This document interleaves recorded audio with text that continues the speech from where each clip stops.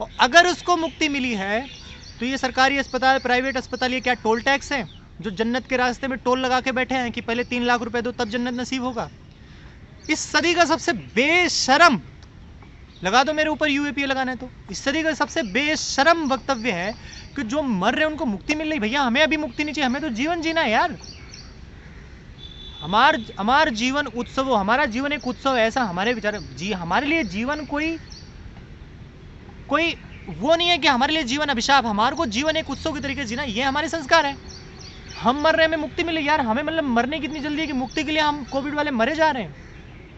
आप बताइए, इस तरीके का बेशर्मी भरा बयान आपने कभी सुना? ये पॉजिटिविटी अनलिमिटेड नाम का शो कर रहे हैं, पॉजिटिविटी फैला रहे हैं ऐसी बातों से कि कोविड से मर रहे हैं तो निगेटिव ना हो क्योंकि आपको मुक्ति मिल रही है।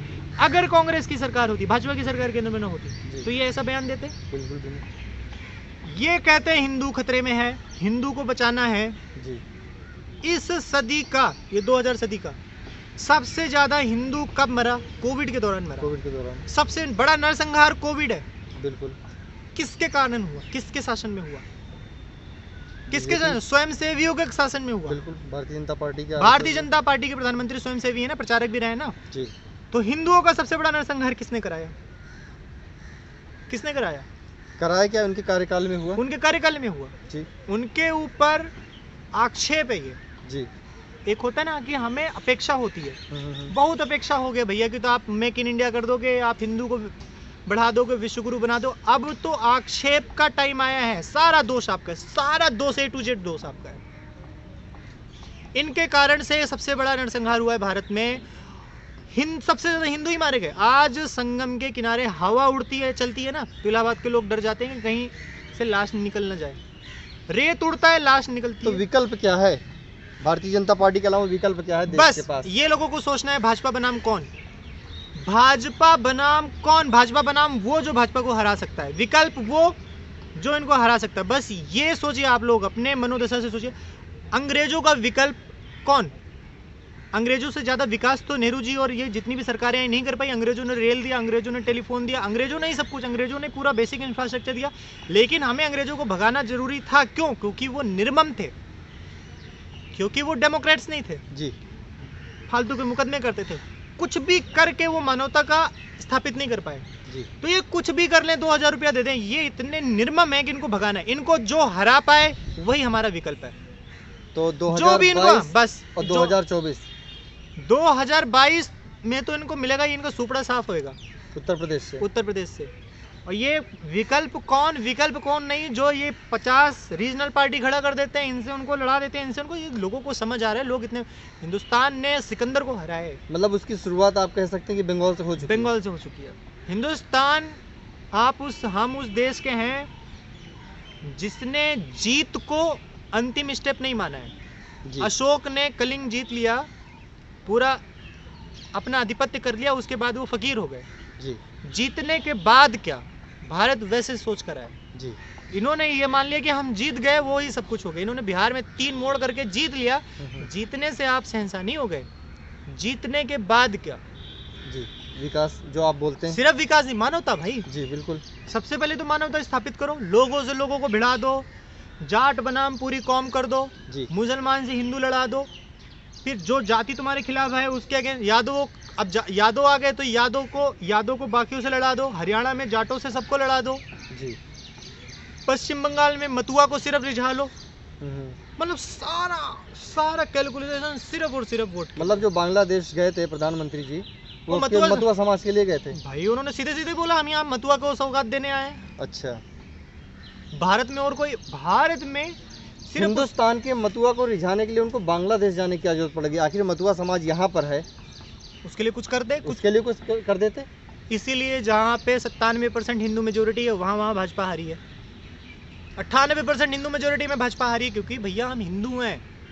अब मैं गलत वर्ड यूज नहीं करता, मूर्ख नहीं है हम। चाह के भी तालिबानी, हम चाह के भी हिंसक कभी नहीं हो सकते। हमारे कितना भी कोशिश कर लो, हमारे ब्लड में नहीं है, हमारे ब्लड में निर्मम होना नहीं है। हमें कितना भी मैनिपुलेशन करो जी, 2 दिन 10 दिन 15 दिन 5 साल 10 साल के लिए भड़का सकते हो, लेकिन हमारे ब्लड में ही भगवान महावीर, भगवान बुद्ध बसे हुए हैं। हम मानवता के शीर्ष का नाम है अपना। बिल्कुल, हम जो है ना, हमारी जो परंपरा है ना, कि हमें किसी के नाम पे कितना दिन भड़काओगे भाई? बिल्कुल। कि मुसलमान मुसलमान मुसलमान, हमें भी तो समझ आता है ना बिल्कुल। कि उनसे ज्यादा हिंसक तो तुम हो। बिल्कुल। कितने हिंदुओं को इन्होंने जेल में डाल रखा है बिना मतलब का। बिल्कुल। पप्पू यादव का क्या दोष है? क्योंकि उन्होंने उस स्कैम को उजागर किया। बताओ, वो हिंदू नहीं है? अभी उसमें तो आप देख सकते हैं कि राजू प्रताप रूडी के ऊपर कार्रवाई होनी चाहिए थी। मने यार, जो भी मित्र ये वीडियो देख रहे हैं वो सोचें कि हमें समझते क्या है भाई। हमें ये समझते हैं कि इलेक्शन के पहले 5 किलो राशन बांट देंगे, उसके बाद हमारा दिमाग खराब हो जाएगा, हम भाजपा को वोट दे देंगे। बोलेंगे पहली बार राशन बांटा। अरे भैया, राशन उगाया किसने? आपने, हमने। राशन युगांडा से मंगा के राशन दे रहे हैं क्या? जो सड़कों पे बैठे हुए हैं पिछले 8 महीने से।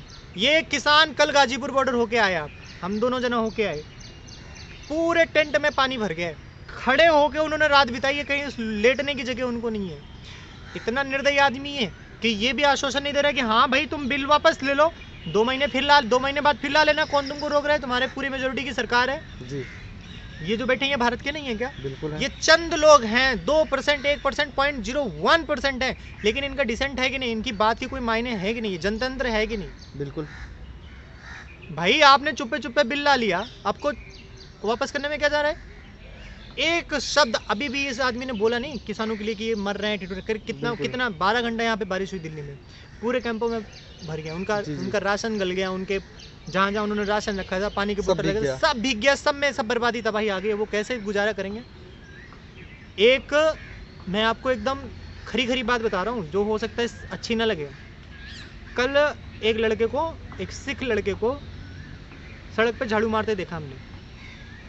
अपना घर द्वार छोड़ के आया होगा, वो खुले आसमान के नीचे पड़ा है, बारिश हो रही है, बिल्कुल बूंदाबांदी हो रही थी। बिल्कुल। कितनी पीढ़ियों तक उसको भाजपा और इस तरीके की सरकार से नफरत होगी। बिल्कुल। ये जिनको बताते हैं देशद्रोही, सरकार के प्रति, सिस्टम के प्रति गुस्सा पैदा कौन करता है? सरकार खुद कर रही है फिलहाल तो। इतना ज्यादा संवेदनशीलता, इतना ज्यादा घमंड कि सबको डंडे के तौर पे ये सही कर लेंगे। इतने बड़े देश का कोई सेंटिमेंट है ही नहीं, कोई हमारा कोई सोचना है ही नहीं। 20,000 करोड़ का घर बना रहे हो भाई, 20,000 करोड़ का घर 20 दिन बाद बना लेना, कौन रोक रहा है तुमको? भाजपाई तो ये बोल रहे हैं कि हिंदुस्तान का पहला प्रधानमंत्री है, बताइए, जो जबरदस्ती विकास कर रहा है। हाँ ऐसा बोल रही है, मैं नहीं बोल रहा हूँ, ये हम विकास, लोग बोल रहे हैं। हम थक गए मोदी जी, अब हमें विकास नहीं चाहिए, हमें मानवता चाहिए।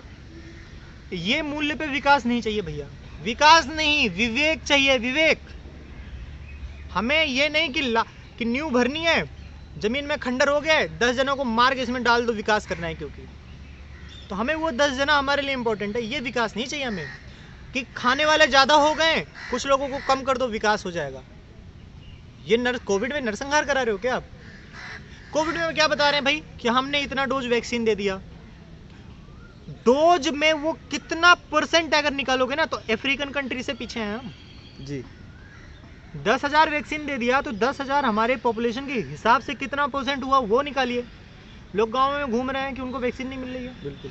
गांव में क्या, दिल्ली में भी लोग बोल रहे हैं, और इनका खुद का विदेश मंत्रालय ने बोला है कि हमने अपने लोगों को जितना वैक्सीन दिया उससे ज्यादा वैक्सीन मानवता के नाम पे दुनिया को भेजे। ये कैसी मानवता है? हमसे ज्यादा त्रस्त अमेरिका था जी, और उनका क्लाइमेट भी हम कोरोना के अनुकूल था, कि जैसे कोरोना बीमारी जिसमें ज्यादा फैल सकती है, अमेरिका का क्लाइमेट उसके हिसाब से था। जो ये पूछते हैं मोदी नहीं तो कौन, उनकी सरकार बदली, नई सरकार है, नए उत्साह के साथ आई।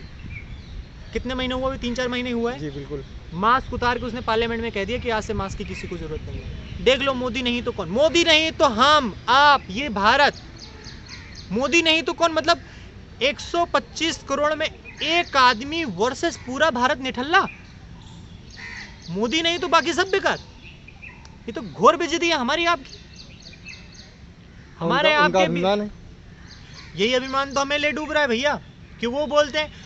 मैं एकदम सफाई से बोलता हूँ, मैं कांग्रेस पार्टी का कोई भी समर्थक नहीं हूँ, लेकिन आज कांग्रेस पार्टी होती तो उनका पैकेजिंग कितना खराब हो, लेकिन ये खस्ता हाल कम से कम कोविड के दौरान नहीं होती, क्योंकि उनके कार्य करने की जो शैली है वो ये है कि वो एडमिनिस्ट्रेटिव में रघुराम राजन को लेके आते केनिया से, राइट।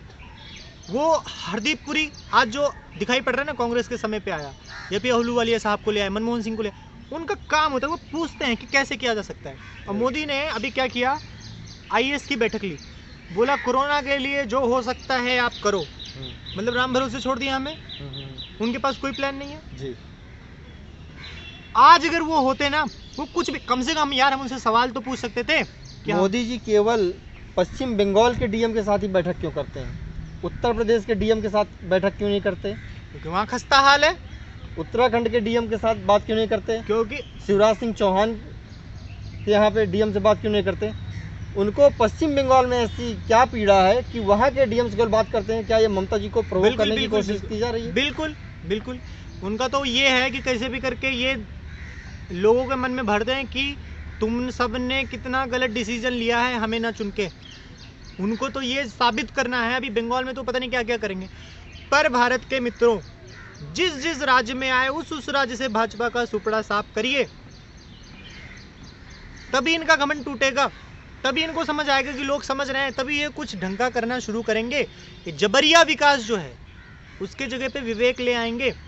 विवेक के साथ विकास चाहिए हमें। ये विकास नहीं चाहिए कि न्यू में मिट्टी कम पड़ रही है तो 10 आदमी को मार के उसका न्यू भर दो जी।